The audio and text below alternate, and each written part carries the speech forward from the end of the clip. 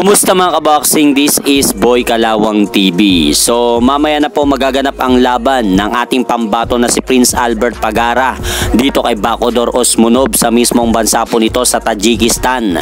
At kahapon nga po mga idol sa kanilang naganap na official and final weigh-in, kapwa pumasok nga po silang dalawa sa official weight limit ng lightweight division.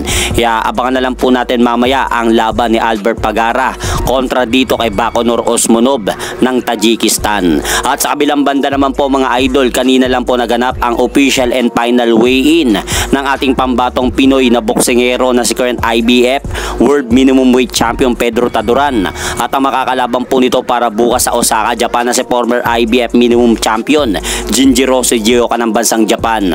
At sa kanila nga po naganap na official weigh-in mga idol, ang unang tumapak nga po sa timbangan ay ito pong kampiyon na si Pedro Taduran at tumimbang nga po ito sa timbangan ng 104.5 pounds, habang ang hapon naman po na makakalaban ito na si Jinjiro Sugioka ay tumimbang naman po ng eksaktong 105 pounds sa timbangan. Kaya dahil po dyan mga idol, kapwa nga po nilang dalawa nakuha ang official weight limit ng minimum weight division.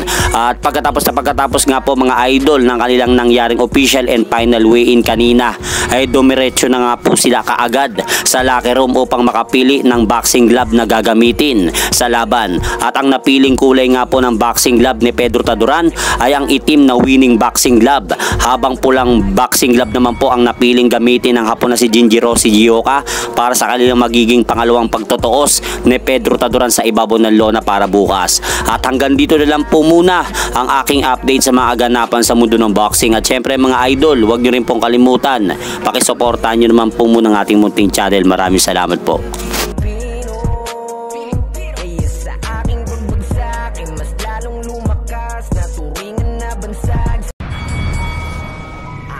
Casimiro